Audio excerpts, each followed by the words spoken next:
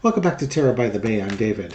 Okay, it was announced that ABC News has announced their rules for the debate coming up on September 10th.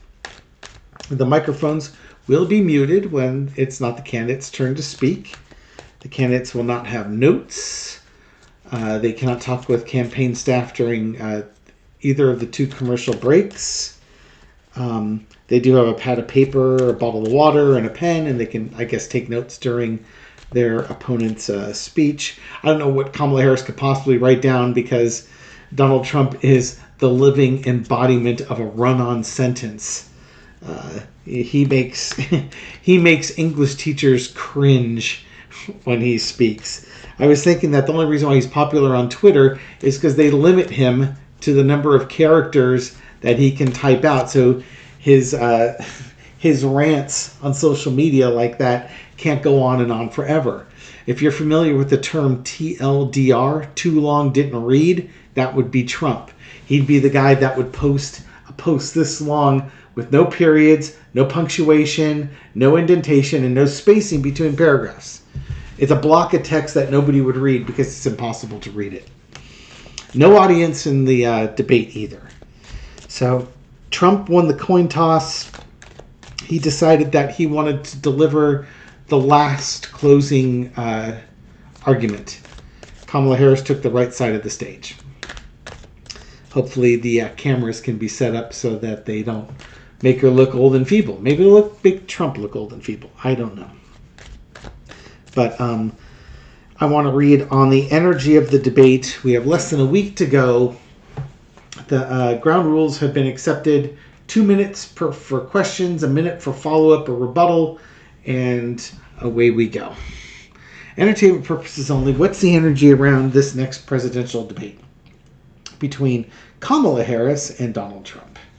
Again, this is for entertainment purposes only. Okay, so foundation of the reading is the Two of Coins. Interesting with the Three of Wands. People are going into this debate. I think a lot of folks still have not heard Kamala Harris speak. And they don't necessarily know her policies.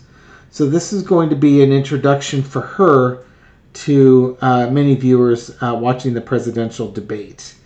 And they might be just trying to decide which person they like better. Do they want the person... Are they going to come out of this liking somebody? They're going to vote for somebody they like, or are they going to vote for somebody against somebody? So if, like many of the elections we've had recently, people go to the voter booth and vote against the opposing party. They may not be excited about their candidate, but they definitely don't want the other political party's candidate to go in there. And from the Democratic National Convention, there are a lot of people that were looking really forward to Kamala running because she actually excites them. It's somebody they want to vote for. It doesn't hurt that they're voting against Donald Trump, but they want to vote for Kamala. Underneath all is the Three of Wands. After this debate, it's only a few weeks before early voting starts for many states. And they're going to look forward, I think, after this debate, they kind of know who they're going to be voting for. It's going to be, who's going to support your values versus, or are you going to be voting against somebody you don't like? People are going to be watching this. There's going to be Democrats who cannot stand Trump who will be watching this. There's going to be Republicans who can't stand Harris who will be watching this. But other than those two groups of people, they're going to find out who's representing their values, whose values can they stomach. In the past, you got the Ace of Wands. These are both very powerful personalities coming in. Both have fire in their belly. Trump may have called Biden Sleepy Joe, but he's not going to call Kamala Harris Sleepy Kamala. He'll call her Comrade Kamala because that makes sense, of course, for the guy who supports Putin and other authoritarian regimes. But that's okay. Let's move on, shall we? Current situation at the Chariot. The It's going to be a good debate. Well, there will be moments, probably for both sides, that are going to come out here. Current energy is the Chariot. Yeah, things are going to grind forward on it. I don't think it's going to get out of control. I suspect there's not going to be any fact-checking in here. Overarching energy is the Seven of Wands. Somebody's going to show some discipline and come out on top. If Trump tries to gish gallop with Kamala Harris, I think she knows ways to defend against that. Donald Trump, I would say, if this were Donald Trump, the only way he comes out on top is just by attack. But this person's defending. So he wants to keep, for him to win, he has to keep Kamala on the defensive. But Kamala Harris is a very skilled debater. She can get her point across and defend herself quite easily. The lesson to be learned is the Devil card. I don't know if this means that Trump's going to be exposed as the devil. I think Trump's just going to be Trump, and Trump's going to do Trumpian things. He doesn't have another playbook. He doesn't have any other plans. He only has a single way to do it. We've seen him in every debate, and he's going to be the same in this debate too. I'm just wondering if Kamala has a strategy. I would hope so. Oh, geez. Out comes the Sun card, the Truth card. That's like one of the best ways to combat the Devil card is the Sun. Trump's going to be lying. Kamala's going to be telling the truth. Folks are going to look at this and either vote for the person who supports their values or vote against the person that they can't stand. That's how the energy of the debate's going right now. But I think people are really going to understand these two candidates better once this debate is over with. I realize Alan Lichtman's model does not include debates in his model as a factor of whether or not a candidate's going to win the presidency or not. But at the same time, there are going to be people who are curious to see Kamala Harris and how she does, and she's going to make an impression. So it may not be in his model as one of the key factors, but I think it would be foolish to think that it doesn't impact opinion. Because if it didn't impact opinion, this would be a debate between Joe Biden and Donald Trump, right? So, not that Mr. Lichtman is watching, but that should give him pause as every year he should reevaluate his model. There's the Seven of Wands popping up again. And that's the thing with scientific models. You tweak it. You get new data and you run it and you test it. And his model probably works on a very high level, coarsely tuned, but there could probably be some fine tuning. Now, that being said, he may not want to add fine tuning to it because then it complicates things, and his model is nice and simple right now. And that's one of the nice things about it, is that it's simple. All right, what do I want to do? Okay, so debate-wise, is Kamala Harris ready for Donald Trump's gish galloping or whatever he ends up doing, where he just talks over you, spreads a bunch of lies, and, is she ready for this? Is she prepared? Let's see, little four-carder. Okay, we got the Nine of Swords. It's the Nightmare. The Fool card. Celebration. Five of Swords. And the Knight of Swords. Okay. It probably takes, this is like a card of anxiety. It's not, it's just not a normal debate. You can't prepare for this like you would a normal debate. So she has to decide what her strategy is going to be. But underneath it, we have the Knight of Swords. Hard charging fast.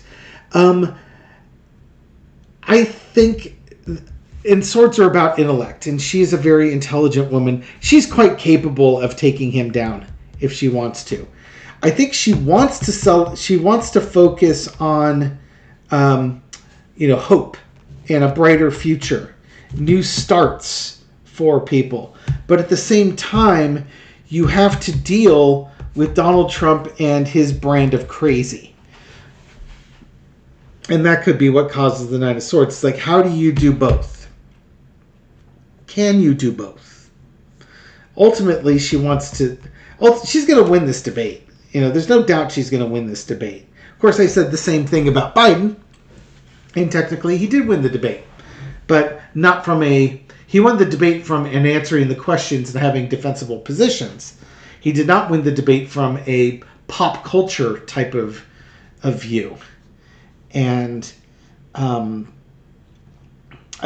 Harris, I think, is going to do all right. She's dealt with narcissists before. She says this is not her first rodeo with this. Now, there'll be some anxiety with it. She's going to come out on top. She's got a fresh start. She's the new face. People are going to look forward to her. And again, she's capable of handling stuff like this because she's capable of thinking on her feet and reacting quickly. Oh, that makes me... I'll have to ask if she uses her trademark line against Donald Trump. And that's excuse me, I'm speaking now. You had your turn to speak. This is my turn to speak. So I'm speaking. Okay? Get that on your bingo card. You have to take a shot when she busts that one out. Because she's used it a couple of times. She used it on Pence to great effect. She used it at a speech before the DNC to great effect. It's almost like that's like her tagline.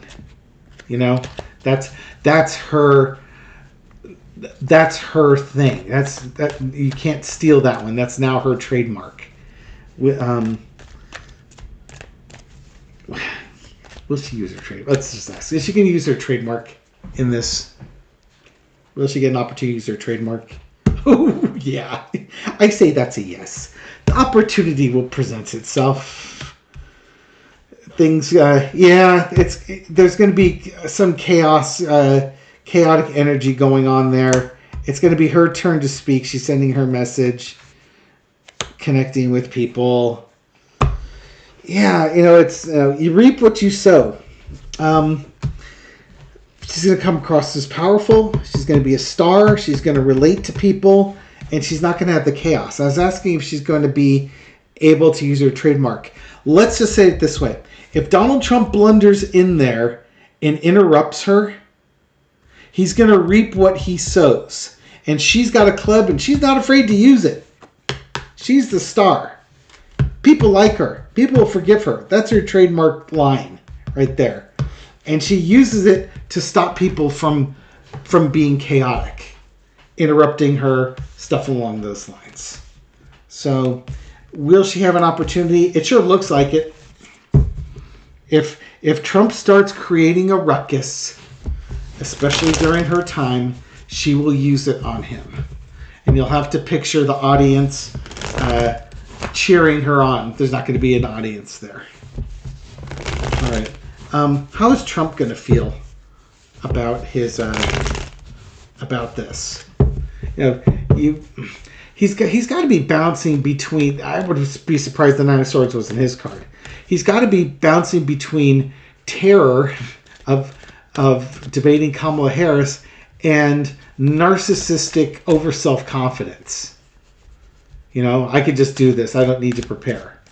But how am I going to get to her? Nothing gets to her. I'll just wing it. Something will happen. He's kind of like that. Planning? What's that? I just sort of wing it. All right. So how will Trump feel he does on the debate? Page of Pentacles. It's a great opportunity to raise money.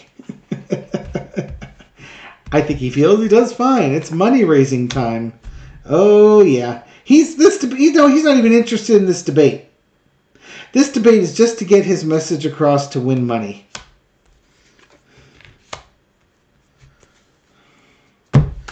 Yeah. Okay, how does he feel about it? He's going to be loopy again. He's going to be his own special form of crazy, and then he's going to fundraise off it. He's going to be very light on facts, on value, on anything. He just gets his message across about he's better for the economy, the southern border. He's just going to hammer on the big hits. Inflation, the southern border, and I don't know, is Kamala going to be weak on crime? But vets. He'll talk about vets. His trifecta of lies that he normally works on here. It's going to be the same old, same old. Donald Trump people aren't watching to see. People are not going to watch this to watch Donald Trump, because it's the same message over and over again.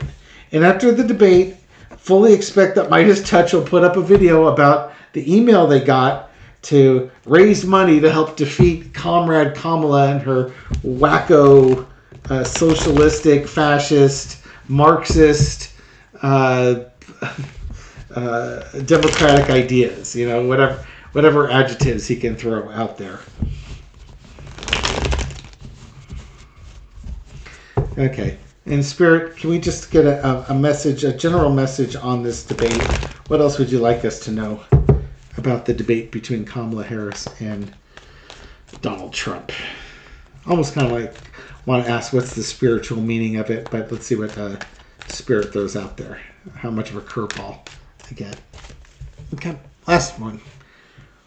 What does spirit want to share with us about this?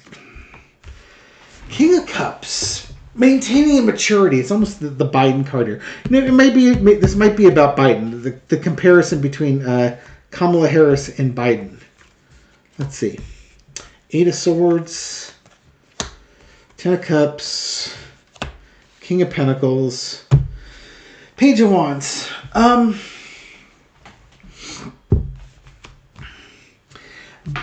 Honestly,